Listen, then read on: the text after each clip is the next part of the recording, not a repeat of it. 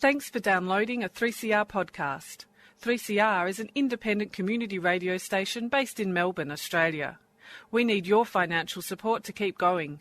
Go to www.3cr.org.au for more information and to donate online. Now stay tuned for your 3CR podcast. But you also had people that were very fine people on both sides. And the aliens would mind meld and give them the technology. They're bad aliens. So are you surprised that Nazis were influenced by demons? No, if demons are real, I would definitely think they'd be on the side of the Nazis. Yeah. McDonald's is connected to the Clintons. They chop up the bodies and put them into the sausage and hamburgers. People are being cannibalized. Look it up. And I'm watching CNN talk about this as violent white nationalist protests. We have done everything in our power to keep this peaceful, you know? It's Pepe's become kind of a symbol.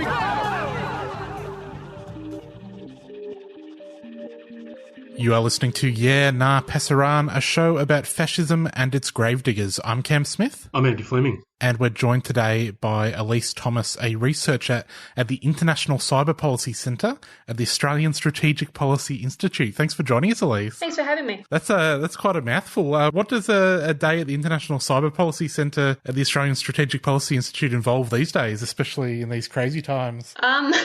We're working across quite a range of topics at the moment. So we do look at sort of cyber issues and cyber policy, but our work is much broader than that these days. So we've got teams working on sort of human rights issues in China, particularly looking at the repression of Uyghurs in Xinjiang. We've got teams working on issues around surveillance and privacy and spyware. The team that I work with does a lot of work on disinformation, particularly state-linked disinformation, but also starting to look at non-state actors and conspiracy theories. Just succinctly, could you explain the entire Qanon phenomenon to us? Sure. So we'll be here for about 6 hours. I mean, it's a very difficult thing to explain. I suppose the tidiest explanation is that it's sort of a participatory group conspiracy theory, which is based on the idea that a secret military intelligence operative, codenamed Q, Q being a reference to a high-level military classification, is secretly working with Donald Trump and an array of a cast of characters to take down an evil deep state cabal, which include the Democrats and a lot of the mainstream media, Hollywood celebrities and so on, who are supposedly cannibalistic paedophiles.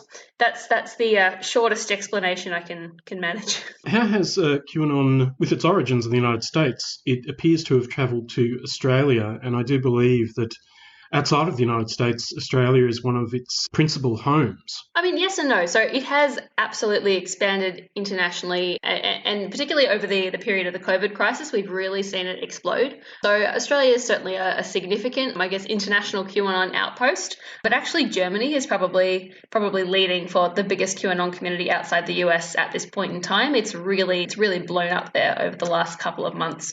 There's also large communities in Canada, in the UK. We're starting to see it make inroads in a lot of very unexpected places. I've come across QAnon groups in Serbia, in Thailand. It's really exploding internationally at the moment. I saw yesterday that apparently the deep underground military bases in Australia are some of the worst, and luckily the US military is clearing them out from under the Dandenongs. Is Australia looming larger within the conspiracy? I mean, it's as I said, like it's probably, in terms of international rankings, Australia is probably somewhere behind Germany or Canada, but certainly it's there is a really significant outgrowth of the conspiracy here. And I think the interesting thing is the way in which we're seeing the QAnon conspiracy interact with kind of more local conspiracies. So there's been a growing intersection between the QAnon conspiracy and the sovereign citizen conspiracy, which is a slightly different conspiratorial strain that sort of holds that the government has no power or limited power over quote-unquote sovereign citizens. And we've seen a couple of really interesting kind of mashups of these two conspiracy theories recently. And I think that sort of demonstrates the way in which, particularly during the COVID crisis, but even before then, the ways in which social media platforms have a tendency to mash up conspiracy communities together. So what you end up with is sort of this strange mix of a lot of different conspiracy strands. What would you describe as being the relationship between QAnon as a conspiracy and the right wing? Because it appears to be the case that QAnon is a fairly popular kind of conspiracy within certainly the extreme right. I mean, yeah, obviously it depends which part of the right wing you're talking about. So QAnon in itself is a right wing conspiracy. There's a lot of crossover between sort of QAnon, of course, was sort of birthed out of the Chan board. So, 8chan, 4chan, now 8kun. And so it does sort of have its genesis in that kind of very right-wing Chan culture. It's sort of expanded out now so that the demographics, at least within the US, obviously internationally it's different, but within the US, the demographics of QAnon it's a subset of Trump's base, because this is a pro-Trump political conspiracy. And so obviously in that sense, they are right-wing. That being said, sort of the really, and there are sort of racist and xenophobic and sexist undertones to QAnon. That being said, there's also a lot of disdain from some right-wing groups for QAnon conspiracists, because QAnon is perceived, even by, the kind of people who hang out on 4chan and think that racist frogs are funny, even they think QAnon is uncool. So there is a certain level of disdain from some right-wing groups for QAnon. So it's really a bit of a mixed picture depending on which groups you're talking about. Trump himself has retweeted on many occasions QAnon-related material. What kind of effect does that have, do you think, on the general public's reading of QAnon, to witness the President of the United States seemingly giving perhaps tacit approval to some of these ideas? Look, it sort of serves as a dog whistle. So for most people who aren't familiar with the QAnon conspiracy, those references will just fly completely over their head and they'll just be unaware of what the implications are. But for QAnon conspiracy theorists, yeah, it's a dog whistle. It's a huge encouragement. And it's not just Trump that's doing it as well. So, for example, in July, we saw General Michael Flynn, Trump's former national security advisor, actually get on Twitter and film himself swearing the QAnon oath, which is an oath that QAnon followers were swearing on social media. And the fact that Flynn himself got up and filmed himself doing that has been just massively supercharged the QAnon conspiracy movement. The whole QAnon Pizzagate thing seems to really draw people in a lot more quickly than other conspiracy theories. It's not unusual to look at someone posting QAnon material and go back through their Facebook feed and see that, like, one particular doco they watched in March or April was sort of a point where they went from being, normal to being fully Q-pilled. What is it about this content, do you think, that draws people in so quickly? Well, I think that what makes QAnon so successful is that it really is, as I mentioned earlier, it's a participatory conspiracy. So it's not just a set of conspiratorial beliefs, it's also a hobby. So because the way it functions is that this individual or group of individuals who are posing as Q and sort of post these coded messages, they call Q drops, onto a particular image board. And then there's this kind of collective process of quote unquote decoding the Q drops. And that sort of turns it into a participatory process. It's a fun game as well as being a set of, deeply strange beliefs. And yeah, that participatory and kind of community nature of QAnon is, I think, really crucial to what has made it so successful. What do you think has been the impact of the virus upon the tendency of people to adopt, seemingly, be more ready to adopt this kind of conspiratorial thinking? I mean, I think it's a combination of factors. I think at the most obvious level, you just have a lot of people who are spending a lot more time isolated in their homes on the internet. And as obvious and as silly as maybe that sounds, I think we shouldn't discount the simple fact that people are spending much more time online. On top of that, you have, I guess, the psychological stresses and pressures that are coming with the COVID pandemic, and that sort of fear of the disease itself, but also financial disempowerment, financial losses, all of which are taking a significant toll on people's mental health. And I think there is a correlation between sort of widespread mental health concerns and an explosion in conspiracy theories like this. And we've seen, like as you mentioned earlier, Andy, there are a lot of people who have fallen very deep and hard into QAnon in just the last couple of months, and that's not coincidental. So a lot of these people, for example, we've seen there have been a couple of particularly high-profile incidents in the United States. One woman who was looking for Joe Biden and had some weapons on her, and who clearly had a history of mental health issues and had very recently become a QAnon convert. So we're sort of seeing the intersection of QAnon with a lot of other bigger issues around stresses, around financial crises, around mental health, and we're seeing QAnon be an accelerator to a lot of that. You've written quite extensively about the use of the internet as a means of spreading disinformation and misinformation, and the role of social media in perpetuating these sorts of ideas, it seems to be the case that whatever the nature of the content, engagement is critical to the profitability of these corporations. So I'm wondering, in the absence of some form of legislative mechanism or financial penalty that attaches to the publication of these sorts of materials, do you think that there's any other way of addressing the spread of this kind of information? Do you mean addressing it through consumer pressure? Yeah. There have been a couple of incidences when I've been doing research on this where I found like particular companies' ads which were being showed on YouTube, for example, ahead of QAnon or conspiracy or anti-Bill Gates videos. And I think there is absolutely room for consumer pressure around that kind of thing. And actually, in a couple of those cases, I did contact the company and let them know that was happening. And as far as I'm aware, they acted quickly to try and prevent their ads from being shown next to this content, because it's not a good look for the company either. So I think there is kind of room for consumer action in the same way that we're now seeing consumer action around, for example, the spreading of hate speech on Facebook. We could look at doing something like that. There is a real growth of an industry around QAnon and around other kinds of conspiracy theories. You can buy just a vast array of conspiracy merchandise these days, particularly on platforms like Amazon, like eBay, like Shopify. And I think one of the levers potentially in terms of creating consumer and financial pressure would be to start a campaign to try and get these companies to get this merchandise off their platform and make this less profitable. Something else social media companies have been doing recently is fact-checking and trying to provide alternative information to people spreading these conspiracy theories. Do you think that the way they're going about that is enough, or do you think it's working? I mean, it's a really tricky issue in that I absolutely think that fact-checking is an important and valuable step. Having said that, it quite often backfires with sort of really committed conspiracists who will just say, oh, they're lying, oh, they're fake news, what are they trying to cover up? So in some ways it can end up actually confirming their conspiratorial beliefs. It's the same issue with sort of removing conspiratorial content or trying to take it off the platforms.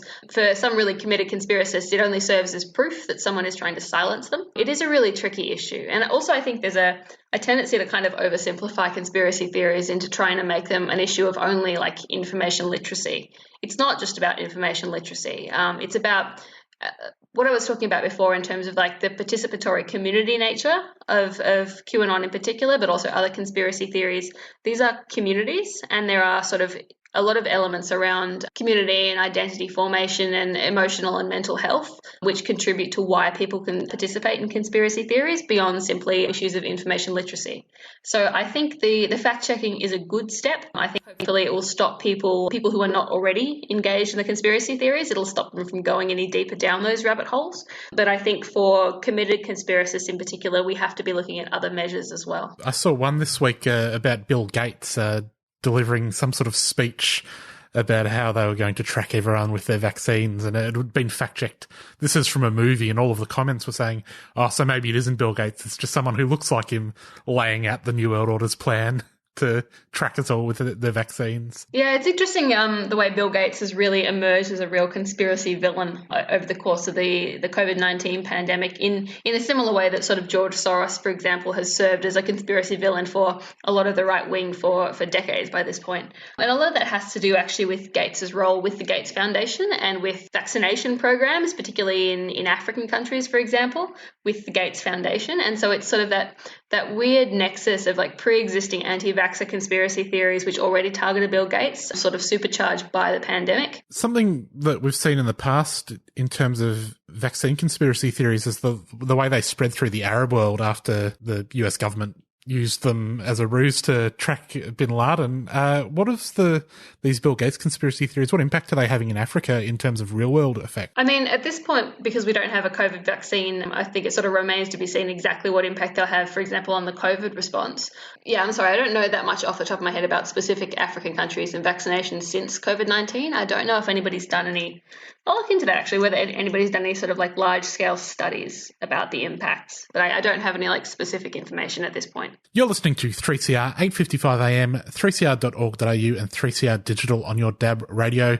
We're talking to Elise Thomas about QAnon and conspiracy theories. I thought it was really interesting. In Foreign Policy recently wrote about COVID conspiracies, and he mentioned a Soviet-era influence operation called Operation Infection, which was spreading the idea that HIV was a bioweapon and had been developed at a place in the US called Fort Detrick. And that's a conspiracy theory that has popped up again recently, that COVID was developed at Fort Detrick, and it seems to be especially one that's spread in China. What have you been seeing in terms of state actors contributing to spreading these theories? Yeah, we've absolutely seen state actors contributing to fueling conspiracy theories around COVID-19, and particularly around the origins of the virus. And we've seen that coming both from, as you mentioned, China, with sort of spreading this conspiracy theory that perhaps it didn't originate in China, perhaps it actually came from the US, from Fort Detrick, and whether it was brought to China, for example, as part of the Wuhan military games back in 2019. And then on the US side, of course, we've seen a lot of promotion of the conspiracy theory that it was deliberately leaked from the Wuhan biolab there in the city. And again, there's no evidence to support that is the case. So we have certainly seen conspiratorial boosting on both sides. We've also recently witnessed the publication of a letter decrying cancel culture and the restrictions that are being placed on free speech. I guess one of the concerns in that context is if social media and other internet publishers begin to censor or to repress material, there are certain dangers involved with that, in the sense that people can, justifiably or not, decry this censorship. And it also feeds into the notion that what's being repressed is the truth. And we know that because it wouldn't otherwise be repressed. So how do you think that these sorts of issues can be tackled productively, given concerns over things like cancel culture and freedom of speech? Look, I don't think there's any one answer to that. I think it's always going to be very situationally dependent. And in some ways, I think it's sort of a healthy process that as a society we have an ongoing conversation about what is acceptable speech and how unacceptable speech should be handled, whether it should be, for example, taken off the platforms or whether it should be responded to with counter speech. And that is obviously this particular wrinkle with conspiracy theorists, as you alluded to, in that when you take conspiracy content down or you sort of quote unquote silence conspiracy speech, they do tend to take that as validation of their own conspiratorial beliefs. So it is really situationally dependent, and there is a lot of grey zones in there. I don't think anybody's yet discovered a silver bullet for handling it perfectly. I think the platforms are certainly making a significant effort around COVID-19 disinformation and misinformation conspiracy theories. Having said that, it is a really tricky nut to crack. You've also written about the threat the extreme right poses in Australia, specifically with regards the emergence of another, a terrorist actor. When you're examining material on the internet, and there's a lot of it, in which people make threats of one kind or another, how do you distinguish between those who are simply expressing a certain gut feeling or, as the colloquial term is, shitposting, from those who may constitute a genuine threat? Because we now know that the Christchurch killer did publish materials online which were threatening, but he's, an individual who went on to commit a terrible crime. Obviously, not all those who engage in that kind of publication are going to go on and commit some, dreadful act. So how do you go about looking at this material and deciding for yourself, adjudicating as to what person or group might constitute a real threat, and those who are simply engaged in this kind of marginal, let's say, internet subculture? I mean, I don't work for law enforcement. I don't work for intelligence agencies. So it's not necessarily my role to go out and try to identify specific individuals who may constitute a real threat in terms of physical violence. Having said that, yeah, it's extremely difficult to separate, particularly with these sort of very online communities where they have a really, sarcastic, jokey approach to talking about some pretty terrible things, to establish for who it actually is a joke and for who it's literally deadly serious in some cases. And we've seen that particularly around the emerging kind of Boogaloo movement, which is centered in the United States. It is very loosely based around the idea idea of encouraging a forthcoming civil war. And for some of that community, like a lot of it is about, it's sort of very heavily based around like posting memes and posting jokes. And for, I would imagine the majority of the people involved in that activity, it really is a joke. They're not actually about to go out and try to shoot up a police, a police office or something.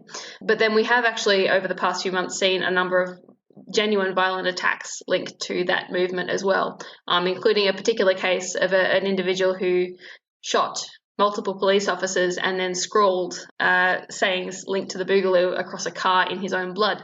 Right, so it's sort of this tension where you have sort of people for whom it is actually a joke, and for people for whom it is the kind of thing that you will, scroll in your own blood, interacting with each other in much the same sort of a way. It is a really difficult situation. How do you see the CVE or the CT industry being able to respond to conspiracy theories? It seems like it's an area that they're going to have to increasingly focus on. Yeah, absolutely. And I think one of the interesting lessons of the COVID crisis, and I hope sort of over the next few years, will be sort of taking a deeper look at, I guess, what is considered extremism. And I sort of, by that, I mean moving beyond sort of looking specifically, for example, at Islamic extremism, or specifically at white supremacism, for example, to looking at issues around conspiracy extremism, but also looking at, for example, like the rise of incel extremism, which is sort of violent misogynist attacks, whether the space of CVE and CT needs to expand to look at sort of these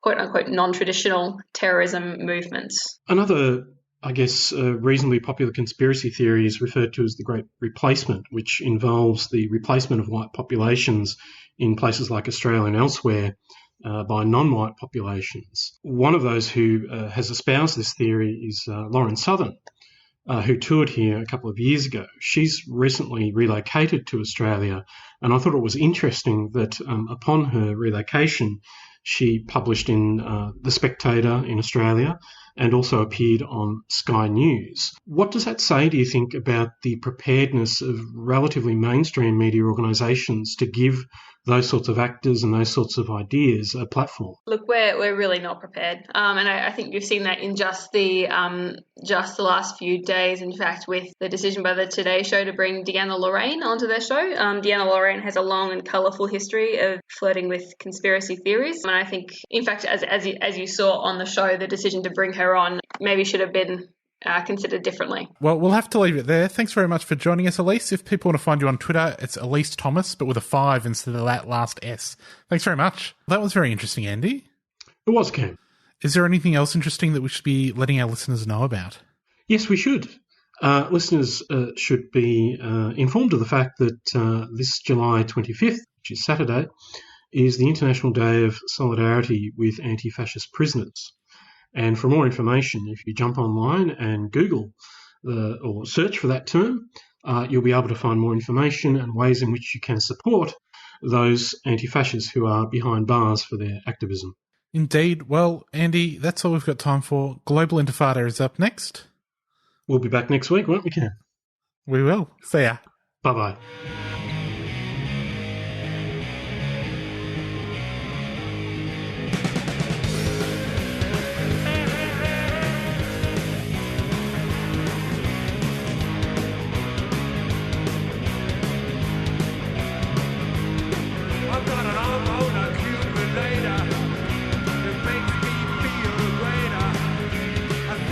Sometime later, what I'll do is buy a accumulator.